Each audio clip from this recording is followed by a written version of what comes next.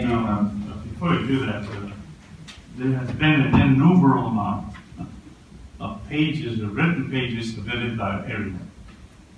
The committee has done its job in reviewing all of them. We've read the reports, we've read the submission of your emails, of your reports, and your little flash drives. Skip my mind. Get over that. Anyway, all of that has been taken into consideration. It's not just here at this meeting. I can associate some of the names with some of the letters that were received or emails received. And everything's taken now into consideration by all of us. We'll now hear what the LACOE report is.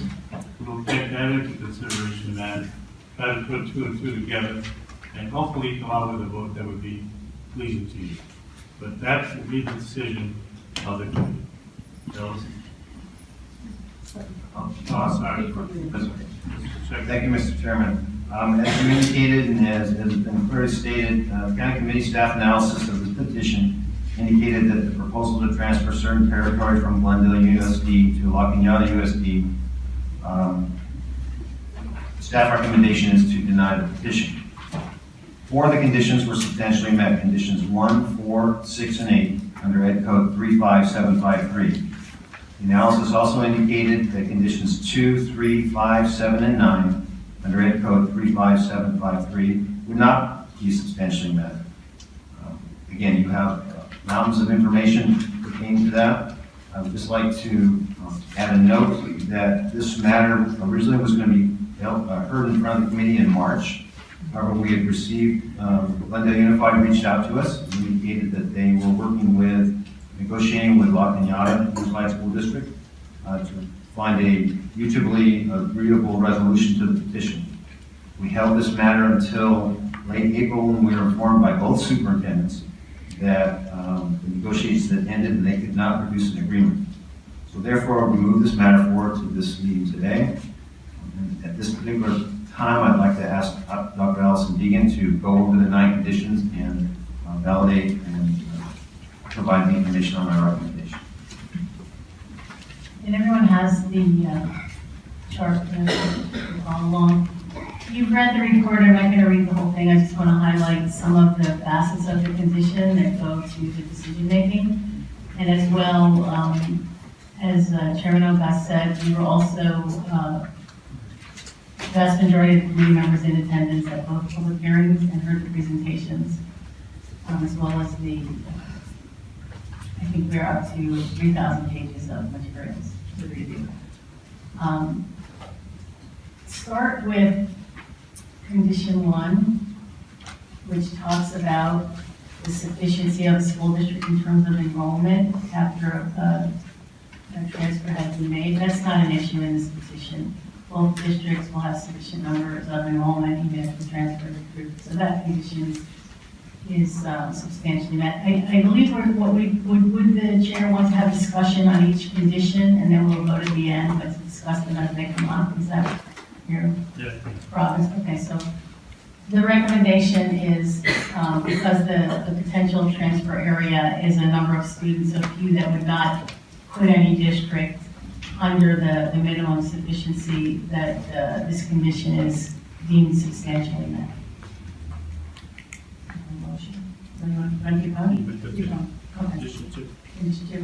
Condition 2, the districts are organized on the basis of substantial community identity. Staff analysis, despite what some of the speakers said today, there is significant subjectivity in how this is analyzed.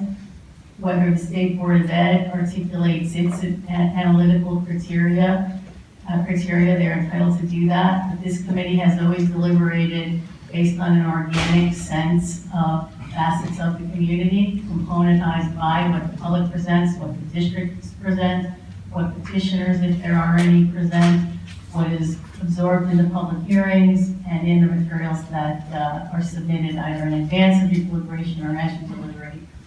So there is a colloquial list of things, sort of a checklist that you run down, but the committee is not bound by that. The Ed Code does not articulate that specificity in determining what community identity is.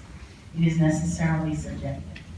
And I think that the analysis here is, I hope the attempt was to be very respectful of how the petitioners and the supporters feel. They do feel this community divide. They feel a part of it, but held back from it because of what they characterize as arcane regulations or a boundary that doesn't fit anymore, things of that sort. Nobody is minimizing those sentiments. I believe they are genuinely felt.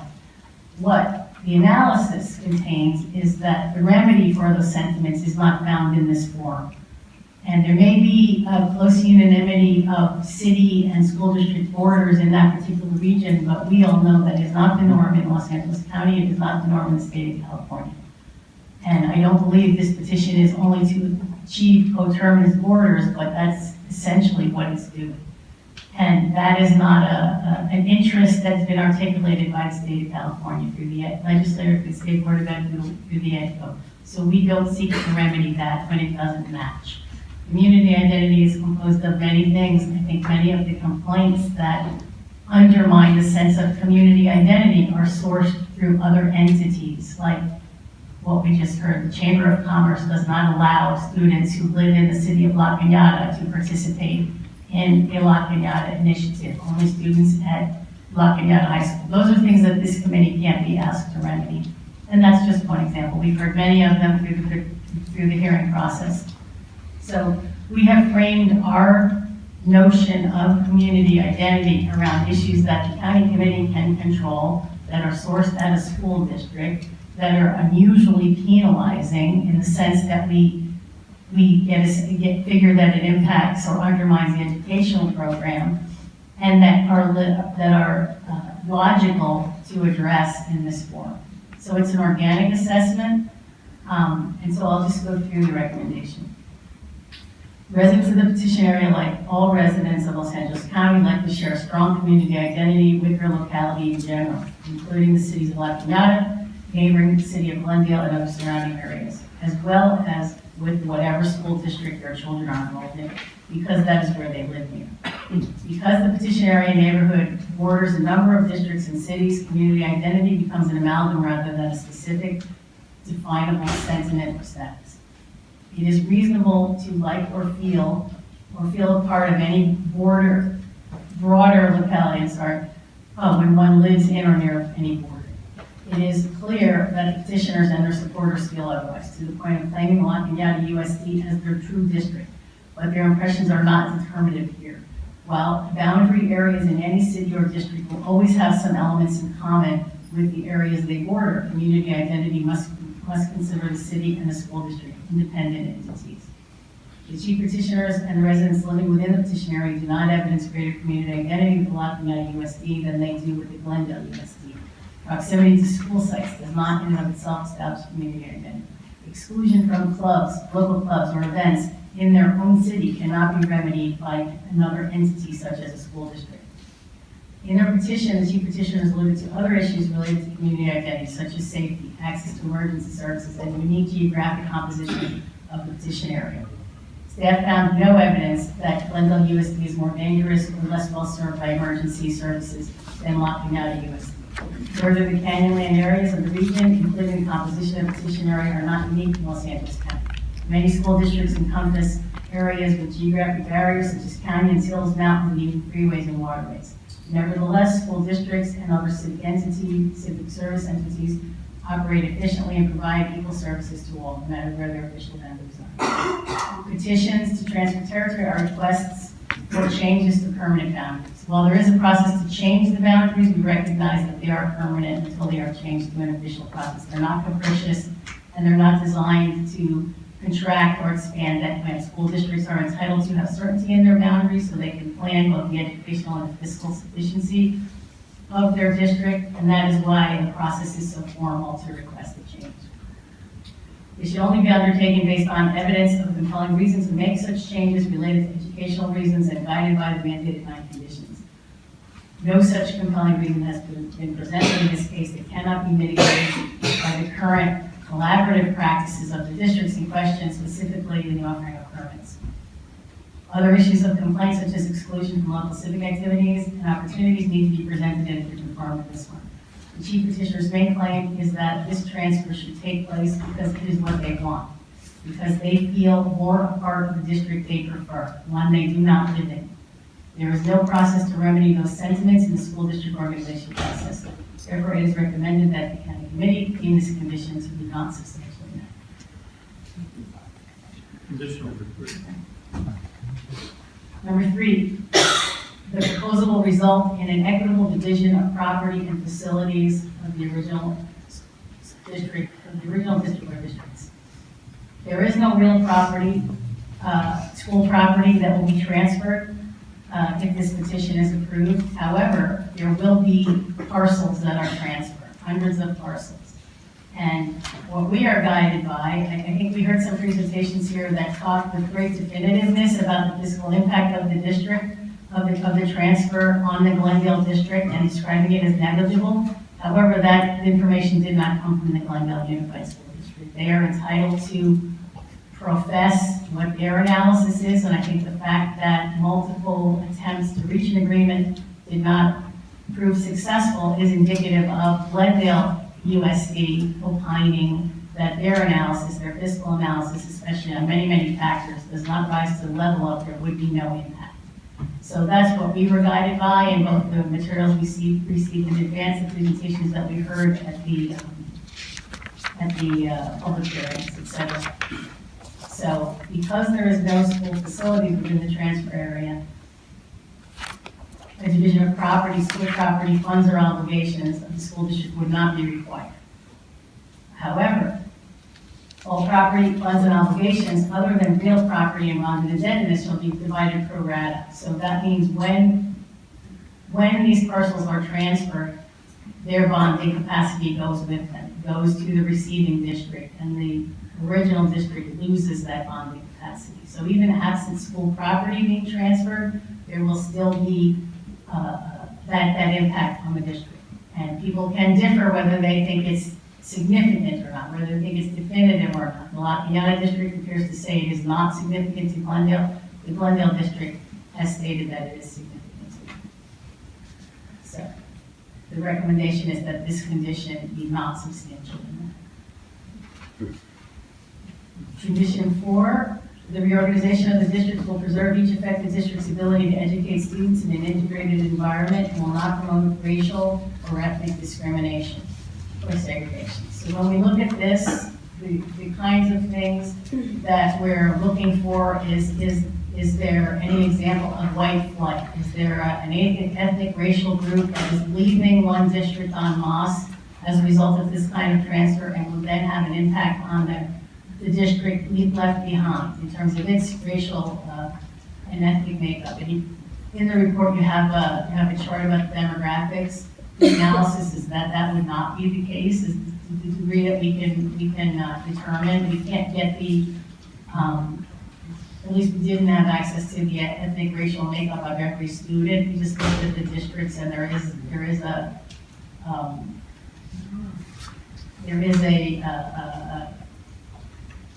I don't know, comparable is the right word, but there isn't any indication that that is the motive and that would be the result. So the potential shift of students from the petition area within Glendale to La Piñata would not have a discernible impact on the ethnic and racial distribution of either district, because there are so few students in the grand scheme of things, and the districts have similar ethnic racial makeups.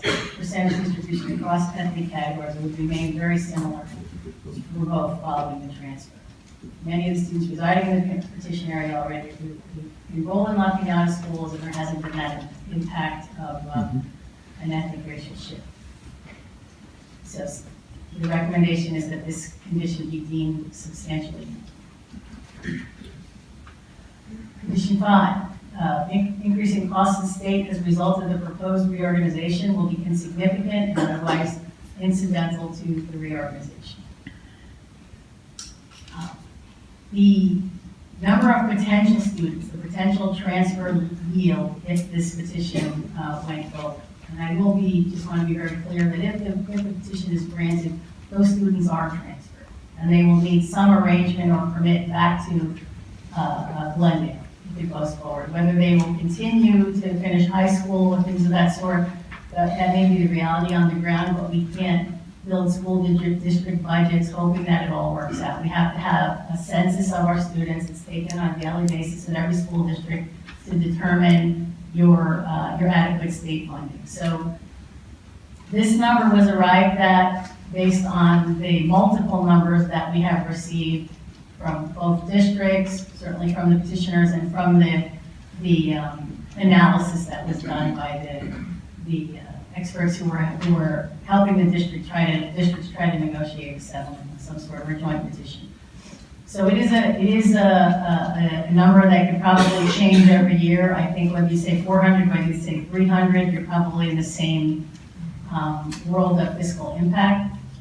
So there's a reason why there's lack of clarity on that number. It's not that it's a wrong number. We didn't get the wrong number. We just based it on information that was available at the time. I don't think it's grossly wrong. There would be a change in student enrollment potentially if the transfer went through. We have to assume that they will enroll. That's how we organize school district budgets. We also don't know if new students will move in, if there's going to be property development in the sagebrush area, if the advent of this petition will change the enrollment yield that's available in that area. So we just have to plan for the potential of that 300 plus students. Glendale USD has stated that the loss of this enrollment-based funds would be significant to its overall budget, a claim that is disputed by the petitioners and inquired by La Cañada USD. I would say they have a much more vigorous dispute of some of these issues today than they have at previous public presentations. And it appears that Glendale's concern about loss over enrollment-based funds is one calculated over time. They're saying we will lose these students today, and we will then ultimately lose that revenue forever, because they won't enroll anymore. They're entitled to make those calculations without potential fiscal losses, because a transfer of territory would represent a permanent loss of funds that they could have received each year that had those students enrolled. La Cañada USD has stated in public forums and in its materials that while it supports the transfer, it does not have facilities to house all of the potential students residing in the petition area. And they stated that today. This notion of a phase-in, 3-year phase-in, that's not part of the petition. A notion that we don't think they would enroll, patterns, maybe we'll say they might not enroll, who's going to leave their senior year of high school. All those things are interesting, but they're not part of the calculus. The territory and the student yield from the territory that is within your boundaries is your student yield. You certainly can have permit trends over even the long term and have a better way when you build your annual budget to guesstimate how many, what your student yield may be, especially in areas where they do have significant enrollment in private schools and homeschooling and things of that sort. But I think the notion that we know they won't enroll is a false one, and I think in multiple forums stating emphatically that you cannot house the students immediately should they all enroll that's a real issue. That's part of the factual nexus that we have to deal with today. The other thing is the permit issue, to say that they've already migrated and no problems have occurred, 171 students or 117 students, I can't remember which, has already permitted over. Those are entirely permissive. They can be revoked at any time. Either district can choose not to continue the permit process, and those permits wouldn't be available. And would that happen, La Cañada will be required to educate those students. And one of the things they presented today talked about portables. So portables are an indication of there isn't sufficient facilities now to house those students should the transfer be approved. So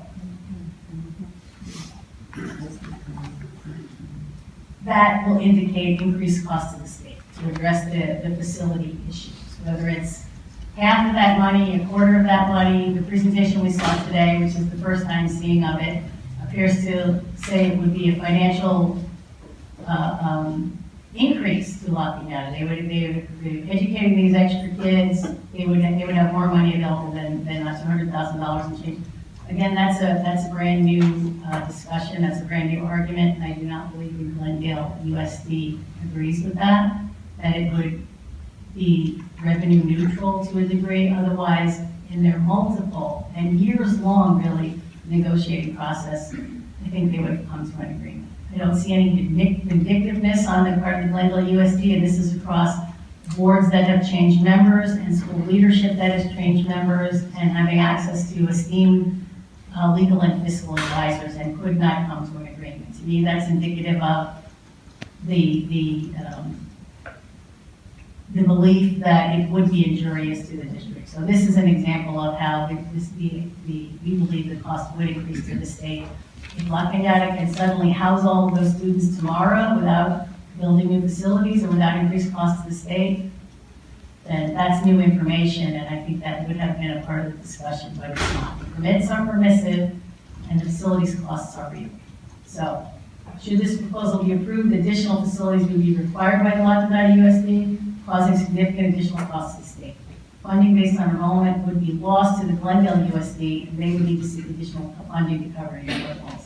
It's recommended that the county committee deem this condition to not substantially met. Condition 6, the proposed reorganization will continue to promote sound education performance and will not substantially disrupt the educational programs in the district affected by the proposed reorganization. We heard in the public hearings and the materials submitted, certainly in many of the hundreds of messages that we received from the public and in the comments that the public has made at all forums, including today, that they have complaints about the Glendale USD education program. The split classes, the perception of overcrowding. I don't know if the perception is district-wide or if it's just focused on Mountain Avenue School, which is where the Sagebrush parents, many of them enroll their kids. But in our investigation, we did not find any devastating educational effects that will happen if this transfer is made, if those 300 plus additional students leave. One of the things that's very hard to say is who those students are and how their loss will change the composition of the school. If all of the students or families interested in immersion Mandarin, for example, transfer out, it's going to be difficult for the remaining district to field that program. So those are things we don't know. They're hard to say. And if we don't have a sense of what the clear impact would be, then we have the comfort level of finding the conditions substantially met. So the petition would not require that either district modify or discontinue any portion of its current curriculum. And it's concluded that the educational programs of the districts would not be disrupted and that the districts would continue to promote sound educational performance. As you know, both of these districts are highly acclaimed. Therefore, it's recommended that the county committee deem this condition to be substantial. Condition 7. The increase in school facilities costs as a result of the proposed reorganization will be insignificant and otherwise incidental to the organization. So much of this has already been discussed. The focus on the ability to house students, which is a requirement of every district on the first day of school. La Cañada is morphing its presentation somewhat today, but we heard multiple times at the public hearings, and we did hear that sentiment expressed today that they would require a phase-in. Anyone who has permits denied, I don't know if the assumption can be permits are denied because there isn't space for your child that year in that grade. The permits are annually assessed, but certainly there have been lack of space for people seeking permits. So if the transfer goes forward, all of those would have to be accommodated. Would that be a shift in people who currently have permits who don't even live in the Sagebrush area? I don't know how many permits are in the district that aren't sourced from Sagebrush, but certainly territory within your boundaries takes precedence over permitted students. So if there was an overflow, they would have to be housed. Because of the inability of the La Cañada USD to accommodate all the petition area students following approval of this petition, there would necessarily be increased facilities across the state. Therefore, it's recommended that the county committee deem that this condition be not substantial. Condition 8. The proposed reorganization is primarily designed for purposes other than to significantly increase property values. This is another condition similar to community identity, where there was a great amount of subjectivity, and the analysis of how we perceive that motive is not prescribed. We have had a petition before this committee in the past where a petitioner was quoted in the paper saying, "This will really boost the value of my home," right? It's rarely that clear cut, rarely that easy to determine what the motive is of the petitioners, and that's the primary. So we cannot say that it's the primary motive of the petitioners. We certainly have anecdotal evidence, which the committee has been made aware of and is in the report, about the linkage between access to La Piñata USD schools and the increased value in property. And in a very admittedly minimal analysis, because at the time we looked, there were so few properties for sale in the sagebrush area and in then the border areas that are in La Piñata USD. But in that analysis, I think it was, I don't remember how many properties, like 7 or 8 properties that we looked at in each area, including vacant land to build on.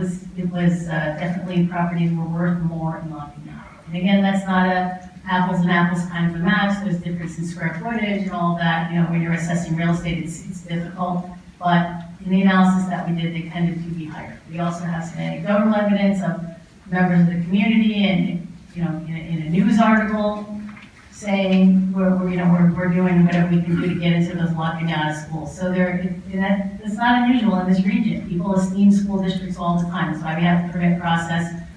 We have efforts on many parents' part to get their students into a district that they perceive to be a better one for their students, whether it's fit, whether it's educational metrics, or however they perceive it. That's a very common activity. So the parents in the sagebrush area who want their kids to go to La Piñata are not necessarily only interested in a real estate loan. However, I think it's clear that they will receive a real estate loan.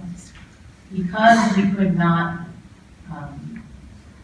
assess that the petitioners and their supporters who signed the petition are primarily motivated by a real estate motive, it is recommended that the county committee deem this condition to be substantially met. Condition 9, the proposed reorganization will continue to promote sound fiscal management and not cause a substantial negative effect on the fiscal status of the proposed district or any existing district affected by the proposed reorganization. There's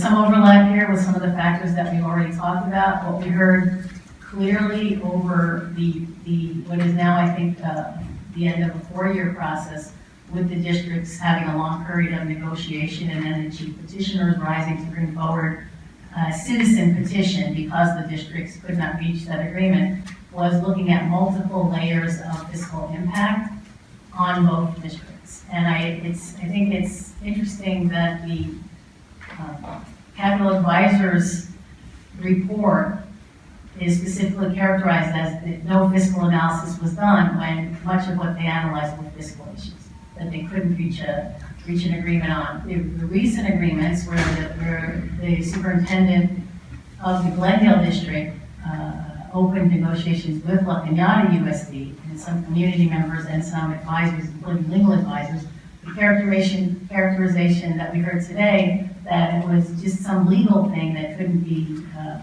negotiated, I think is minimizing the chasm between these districts. The negotiating effort has been epic. I've never seen anything like it in the district. The investment, not only of real money for the cost of this, but the professional time, board member time, community member time, legal advisors time, fiscal advisors time, CDO time, all of that has been an investment that is basically unprecedented. And in all of that analysis, they could not reach an agreement. And it wasn't about, we don't like you, we don't want to let you go, we want to hold you hostage, you're part of us, you're not a part of us. Those weren't the issues. Those were certainly the issues raised by the public and by the petitioners. But the districts who are charged with the fiscal solvency preservation of both districts looked at fiscal issues by and large. They looked at very creative ways to address those fiscal issues, such as we've seen in a previous petition before this committee, a community or territory leaving a district and agreeing to continue and pay their bond obligations. A district leaving a community to go to a new, form a new district using state legislation for that process. So all of these things were looked at. It wasn't a slight analysis. And at the end of the day, it came back time and time again to fiscal issues, about bonding capacity, about facilities cost, about loss of assessed valuation, about loss of per student funding, and increase in taxes for Glendale USD residents left behind, decrease in taxes for La Piñata residents with the influx of this assessed valuation. So these are real issues, whether they're significant or not. I think the district that will feel the impact should perhaps be the most determinative reporter on that fact, and I have full faith in the fiscal analysis of the Glendale USD and their board and their determination that these fiscal impacts would be significant as the source of why they opposed the petition. So, it is concluded that this transfer would negatively affect the fiscal management status of both of the affected districts. Therefore, it is recommended that the county committee deem this condition to not be substantial.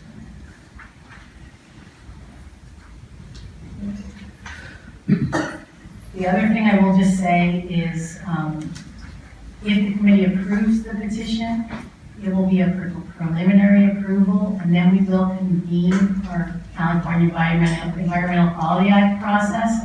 The time frame for that is very difficult to tell. The best ballpark I can give is it'll be approximately a year. It could be less, it could be more, while we work with an environmental consultant, and we've looked at the environmental impact, return back to the committee with that information, and you can have additional dialogue and then finalize your approval of the petition. We won't do that environmental study to beyond what we've already been doing, which is some preliminary environmental study if the committee denies the petition. So that's just going forward. The timeline, even when approval, is down the road, just so you're aware of that. And some of the factors may change.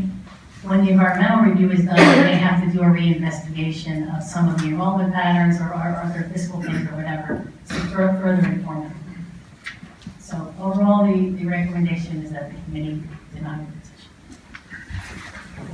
Okay, thank you very much, Dr. Lee. Before we move forward with the vote, I want to give an opportunity to our committee member, Peterson, to make a comment. And these comments be based on the fact that he has been verbally basically attacked regarding his presence as a committee member, and also because he happens to live within the area that we're now discussing. Comments that have been maybe fair to some, but certainly unfair in a gathering such as this, that has happened before at your hearings, and as well as personally, they could approach me to state and approach other members of the committee to state things that they oppose Mr. Peterson being on the committee, as well as perhaps stating other factors that might or might not be true. But Mr. Peterson, I give you the time. I'll read first of all the findings taken by our county council regarding Mr. Peterson's status. Pardon? Can you hear me in the back? I will give you the findings of the county council regarding this issue, as the county council has reviewed it. And these are the findings of county council, general counsel. They have conducted an investigation.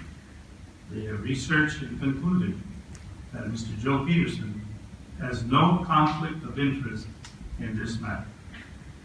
Number two, that Mr. Peterson may independently decide that there is a quote-unquote appearance and may recuse himself from voting on this action. It is all within Mr. Peterson's own judgment, and Mr. Peterson, now I give you the time. Thank you, Mr. Chairman. I'm actually very glad that we've had citizens who feel motivated and concerned to raise questions about public officials. It was very meaningful for me, and I know many of the speakers today when they got up talked about how they were being emotional. And Chairman Ogas, you were giving me the oath today. I always get a little bit choked up because it always brings me back to when I first said an oath very similar to that when I was 10 years old, and I was made a naturalized U.S. citizen. And I raised my right hand in front of a Minnesota State Superior Court judge. I said almost exactly those same words. They meant a lot. And many years later, I did the same thing as a newly commissioned Navy officer, where I raised my hand to defend the Constitution of the United States. And so that's why it's so important to me that people have the opportunity to raise questions and to make assertions, no matter how much they agree or disagree. Because the whole point is, even though I may disagree with what you say, or I may disagree with how you say it, or what you believe in, I personally have raised my hand and was willing to lay down my life for your right to make those assertions and have those beliefs. And that is a sacred right and duty that I think that Americans all should have, and something that's a privilege that I have the opportunity to defend. I served 7 years as an active duty Navy officer, 2 back-to-back sea tours, including combat duty at the Persian Gulf. I have dedicated much of my life to public service because I believe that our democracy is precious and it's predicated on the willingness of working common individuals, not professional politicians, to be willing to do public service. So with that, there are certain assertions that were made, specifically that there was a conflict of interest, or more to the point that somehow I'm using a position of public trust, elected public trust, for personal gain. First of all, a little correction to what the chairman said. I don't live in the city of Rush. I'm not in the territory that is in dispute. I actually don't own property in La Cañada or Glendale. I have no personal gain. The company that has been raised that I founded is incorporated in the state of Delaware. I pay taxes to the state of Delaware for corporate corporation taxes. That corporation owns no property in the state of California, certainly not in or Glendale. We rented, the company was founded started in 2012, and is there to support education services for services that school districts cannot or don't afford some of their students or most of their students. When I did this, I actually was serving on the school board at the time. I went to the superintendent, Wendy Sinet, and told her of the concept. And the school district actually engaged outside legal counsel that did an informal review and came to the conclusion that there was no conflict of interest. Subsequent to that, in 2013, there was an election of which I was a part. And this assertion was brought up by people who were running opposed in the election. And the school district then engaged outside legal counsel to render a formal legal opinion, which explicitly said in writing there was no conflict of interest. It did point out that there could always be conflicts of interest. If you have a student in the district, you're on a school board or anything like that, there may be something that might advantage your child versus another child. You might need to then recuse yourself. But until and unless something like that came up, there was no conflict of interest. Certainly no intent of personal profit. And we have heard that the General Counsel of the Los Angeles County Office of Education has researched and investigated this independently and has come to the same conclusion. These are findings of fact, rendered by legal opinion, supported by the fact that, again, I have no personal way to gain in this.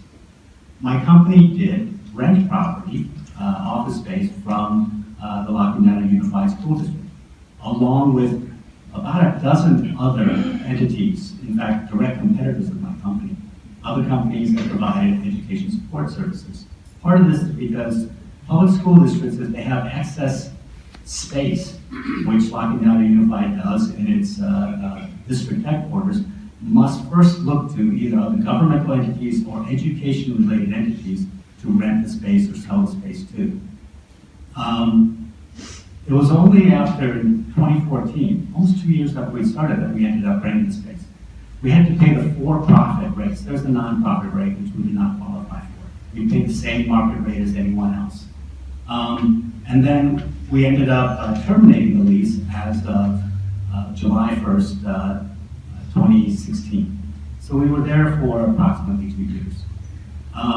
We don't need it because our services actually are rendered through corporations as an employee benefit to their employees who need to subsidize ways to support education support services, such as like test prep or advising or mentoring through their employee benefits. Our current largest single customer is not in Glendale or La Guiana. It is a $2 billion multinational corporation that operates in 26 countries, primarily the United States. So again, there is no way that we were profiting by paying rent to the district of La Guiana. I certainly know personally many of the school board members on La Guiana Unified. I also know personally many of the school board members on Glendale Unified. In fact, a school board member sitting here is somebody that I have a big personal, cordial relationship and professional relationship for many years, and I respect all the public servants and board members. So again, I applaud the public. I applaud any individual who has stepped forward and has raised questions. If you have doubt, it is better to raise those questions. If you think you have facts, it's better to bring those facts as you see them to the fore and publicly state it. I applaud the courage of any individual that has done that, because it takes courage to stand up and make assertions. But I also am very grateful for our process and our due process that I help defend, where people do get a chance to put the facts on the table. Names and reputations are important. If you think about it, there were two young boys about the same age. Both grew up in a city, in New York City. Both of them were named John. Both of them were sons of very wealthy fathers. Wealthy fathers who were very famous, who had national reach and influence. But their names mattered. One was John Gower Jr., the other one was John Kennedy Jr. My name matters, and I appreciate Chairman O'Glass's opportunity to talk about what the facts are. Thank you, Mr. Peters. We'll now move forward to entertain a motion from the committee to have a discussion on the matter of the 9 conditions regarding the safeguards. Second. Moved and seconded to go ahead and approve a discussion of these motions.